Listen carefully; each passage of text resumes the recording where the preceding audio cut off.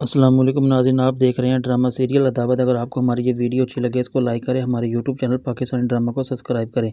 अर्शद जो होता है वो मारिया से कहता है कि मुझे तुम पर इस बात पर काफ़ी ज़्यादा गुस्सा है क्योंकि मैंने अम्मी की सारी जिम्मेदारी तुम्हें सौंपी थी, लेकिन तुमने अम्मी की बिल्कुल भी ज़रा सी परवाह नहीं की और ना ही उनका ध्यान रखा है। तुमने मुझे बहुत ज़्यादा डिसऑर्डर और डिसपॉइंट किया है, लेकिन आखिर आखिर तुमने क्यों ऐसा किया। लेकिन जो मारिया होती है वो अर्शद की सारी बात सुनकर कहती है कि मैंने ऐसा कुछ नहीं किया, बल्कि मैंने अपनी तरफ से पूरी कोशिश की थी अम्मी का ध्यान रखने से, लेकिन अब मैंने तो ऐसा कुछ नहीं किया जिसकी वजह से वो अम्मी मेरी वजह से बीमार हो गई हैं, लेकिन इंशाल्लाह वो जल्दी ठीक हो जाएंगी।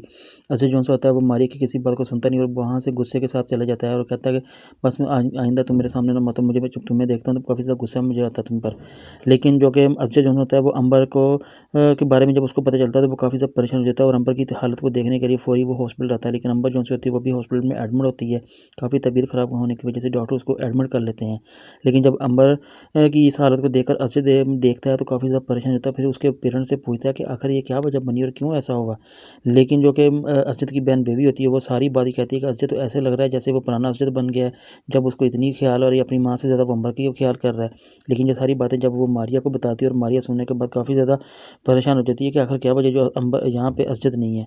फिर जब अर्शद जो है वो मारिया का अंबर का पता करने के लिए हॉस्पिटल में जाता है और उसके फादर से कहता है कि मुझे समझ नहीं आ रही है ऐसा क्यों अंबर ने किया। लेकिन फिर उसके फादर बताते हैं कि तलाक होने के बाद उसने ऐसा सब कुछ किया है, इस वजह से काफ़ी ज़्यादा परेशानी बनी है। लेकिन जब तलाक का नाम अर्शद सुनता है और कहता है कि क्या मतलब आपका, ये इसका मतलब यहाँ तक बात पहुँच गई। तो फिर वो सारी बात उसके फादर जो उनसे वो अर्शद को बताते हैं। अर्शद सारी बात को सुनने के बाद कहता है कि बहुत बुरा है, लेकिन बस मैं आपके इस दुख में शरीक हूँ। लेकिन जो रेहान होता है वो अपनी बीवी अरीबा से पूछता है कि तुम्हें क्या ज़रूरत थी कि उसके घर जाके इतनी बात करने की, मैं तुमसे बहुत मोहब्बत करता हूँ बट लेकिन तुम्हें ये बात नहीं करनी चाहिए थी। लेकिन जो कि अरीबा जो होती है वो अब इस बात को समझ नहीं होती, वो यही चाहती है कि जो मर्ज़ी हो जाए, मैं बस अपनी ज़िंदगी को किसी का अज़ाब नहीं बनने देती। लेकिन फिर वो फ़ौरी तौर पर वो अपनी माँ को कॉल करके कहती है कि अम्मी अब जल्दी जल्दी हो सके यहाँ पे आ जाए और मुझे इस घर से अब ले जाएँ, मैंने अब इस घर में नहीं रहना। लेकिन जब ये बात रेहान सुनता है तो वो उसको पूछता है कि तुम ये क्या बात कर रही हो, तुम पागल हो गई हो जो तुम इस तरह की बातें कर रही हो।